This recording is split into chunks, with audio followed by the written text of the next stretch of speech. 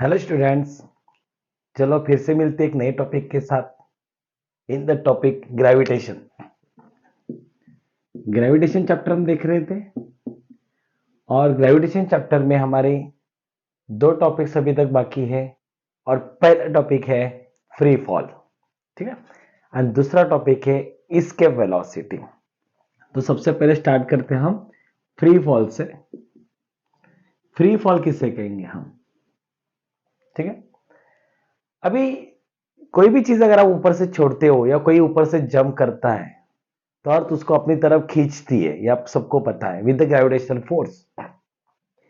पर सिर्फ अर्थ ही अगर उसको खींच रही है और दूसरा कोई भी फोर्स अगर उसके ऊपर एक्ट नहीं हो रहा है तभी हम उसको कहेंगे फ्री फॉल मोशन। जैसे कि ये ऑब्जेक्ट है और इसने इसको अपने ऊपर से फेंक दिया तो ये ऑब्जेक्ट आके जमीन पे गिरने वाला है।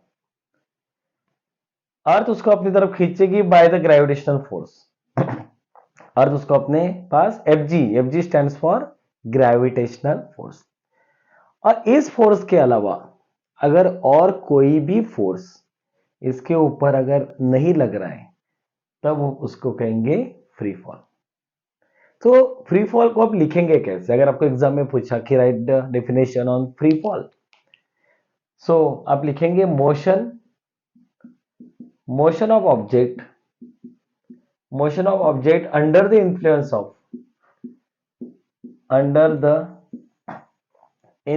Of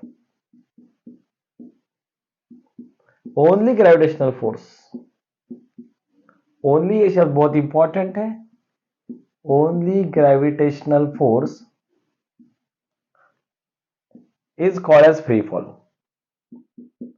is called free fall. ये जो ओनली शब्द है वो बहुत इंपॉर्टेंट शब्द है क्योंकि वो ओनली ही, क्योंकि ग्रेविटेशन फोर्स तो सबके ऊपर एक्ट होगा ना। अभी मैं यहाँ पे खड़ा हूं तो भी मेरे ऊपर ग्रेविटेशनल फोर्स एक्ट हो रहा है। अगर ये मार्कर में डालो तो उसके ऊपर भी ग्रेविटेशनल फोर्स एक्ट हो रहा है, राइट। अब इस मार्कर का जो मोशन है क्या वो फ्री फॉल मोशन है? अगर मैं यहाँ का एयर ड्रैग निगलेक्ट कर दूं, एयर क्या करेगी, उसको ऊपर उठाने की कोशिश करेगी। अगर एयर ड्रैग निगलेक्ट कर देता हूं तो जो अभी इसका मोशन है ये फ्री फॉल मोशन है, राइट। अगर आप लिफ्ट में जा रहे हो और लिफ्ट की रस्सी अगर टूट गई तो लिफ्ट जो आके गिरने वाली है वो उसका फ्री फॉल मोशन होगा और उसके अंदर जो पैसेंजर्स है वो लिफ्ट हो जाएंगे because they will really enjoy the free fall motion, ठीक है। तो ये आपको समझ में आ गया कि ऑब्जेक्ट अगर सिर्फ एंड सिर्फ ग्रेविटेशनल फोर्स के कारण नीचे आ रहा है तो उसे हम कहते हैं फ्री फॉल मोशन। तो इस फ्री फॉल मोशन की जो इक्वेशंस है वो आज हम लिखेंगे। सो जो न्यूटन के तीन इक्वेशंस हैं, v is equal to u plus a t, ये न्यूटन का पहला इक्वेशन है। दूसरा इक्वेशन है s is u t plus half a t square, ये दूसरा इक्वेशन है। और तीसरा इक्वेशन है v square is u square plus twice a s. तो हम क्या करने वाले कि इन तीनों इक्वेशन को अभी इस फ्री फॉल के अनुसार बदलने वाले हैं।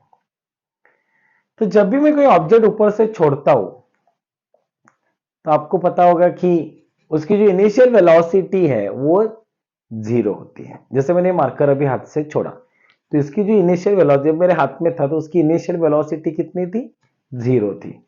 तो मैं यहाँ पे लिखूंगा u is equal to zero. U stand for initial velocity, यहाँ पे भी u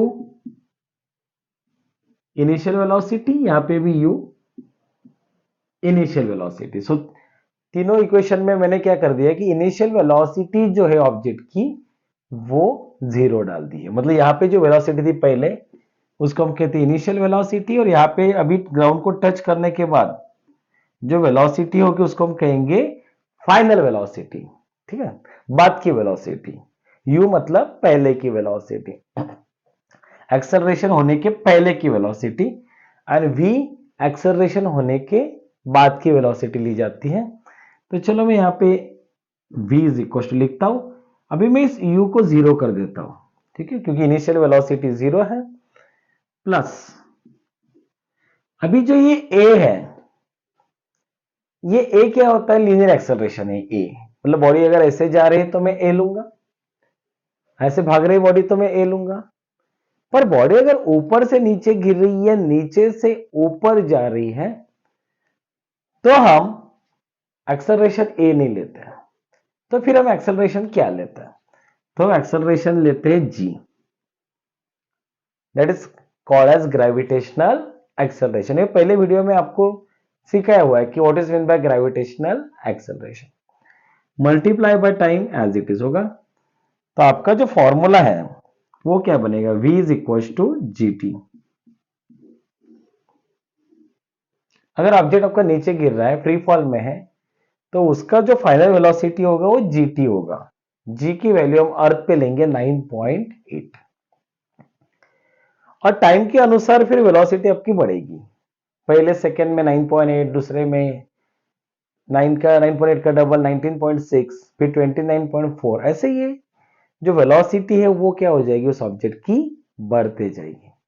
जब ऑब्जेक्ट ग्राउंड को टच होगा तब उसकी जो वेलोसिटी है वो सबसे मैक्सिमम होगी या सबसे ज्यादा होगी। अभी दूसरा जो है डिस्प्लेसमेंट निकालेंगे हम, displacement is UT plus half eighty square. अभी ये जो सेकेंड इक्वेशन है काइनेमेटिक्स का, उसको हम क्या करते हैं, थोड़ा सा मॉडिफाई करते हैं, u को हम क्या करेंगे, यहाँ पे जीरो डालेंगे, multiply by T plus half, अभी u को जीरो डाल दिया क्योंकि इनिशियल वेलोसिटी हम फ्री फॉल में जीरो लेते हैं।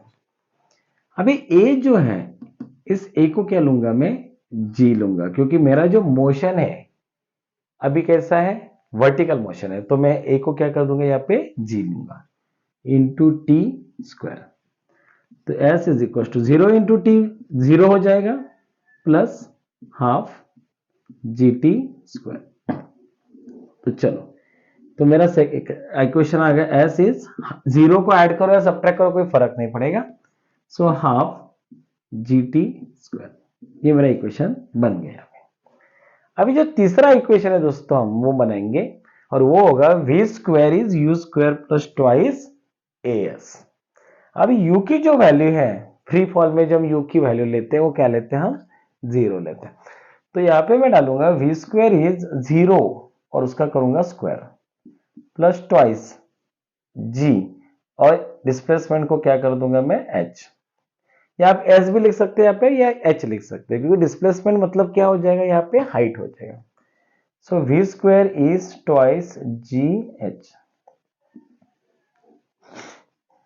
ठीक है, v square is twice ji H. तो ये जो तीनों इक्वेशंस लिखे मैंने, ये तीनों इक्वेशंस को हमने फ्री फॉल के अनुसार यहाँ पे डेवलप किए हैं, ठीक है। तो सबसे पहले फ्री फॉल के ऊपर आप बोल सकते हैं कि काम जो किया है वो इसने जो किया है, लीनिंग टावर ऑफ पिकासो, है ना, तो उनके ऊपर चढ़ के साइंटिस्ट ने दो ऑब्जेक्ट छोड़े थे, और दोनों ऑब्जेक्ट एट अ टाइम ही नीचे गिरे थे, क्योंकि gravitational acceleration is not depends on मास, तो यहाँ पे आपको कहीं पे भी मास वगैरह का कहीं पे कुछ भी लिखा नहीं है यहाँ पे। तो गैलीलियो ने सबसे पहले आप बोल सकते हैं कि इसके ऊपर वर्क किया था, और उन्होंने प्रूव किया था कि gravitation acceleration is not depends on the mass of the object, है ना। तो गैलीलियो का एक फेमस एक्सपेरिमेंट भी आप देख सकते हैं, ठीक है। तो प्योर फ्री फॉल तब होगा जब और कोई भी फोर्स एक्ट नहीं होगा एक्सेप्ट ग्रेविटेशनल फोर्स। तो कोई अगर पैराशूट लेके जंप कर रहा है, तो क्या पैराशूट वाला जो मोशन होगा, क्या हम उसको फ्री फॉल मोशन कहेंगे? The answer is no, it is not a free fall motion, क्योंकि पैराशूट लेके कोई अगर जंप कर रहा है, पैराशूट लेके अगर कोई जंप कर रहा है, तो अर्थ एयर जो है उसको ऊपर उठाने की कोशिश करेगी। सो ये एयर का जो ड्रैग है, ये एयर ड्रैग क्या करेगा, ऑपोजिट फोर्स ऐड करेगा to the gravitational force. Gravitational force हर एक को नीचे खींचता है, पर एयर जो है उस ऑब्जेक्ट को ऊपर उठाएगी। ठीक है। और ये दोनों फोर्सेस एक दूसरे को अपोज करेंगे तो आपका जो प्योर ग्रेविटेशनल फोर्स है वो यहाँ पे एक्ट नहीं हो रहा है, क्योंकि उसको अपोज कर रहा है एयर का ड्रैग। ठीक है। किसी पंछी का पर हवा में उड़ रहा है तो वो फ्री फॉल नहीं है, क्योंकि उसमें भी बहुत ज्यादा अमाउंट पे एयर ड्रैग जो है वो हो चुका है। तो 2 मार्क्स का ये क्वेश्चन आपको बोर्ड में पूछ सकते हैं, what is mean by free fall. तो आपको उसकी डेफिनेशन लिखनी है, फिर आपको ये 3 इक्वेशंस बहुत अच्छे से करने हैं और बहुत अच्छे से लिखने हैं। ठीक है। और आप चाहिए तो एग्जाम्पल भी दे सकते हैं। तो नेक्स्ट वीडियो में हम देखने जा रहे हैं एस्केप वेलोसिटी और उसको कैसे फाइंड करना है। Thank you.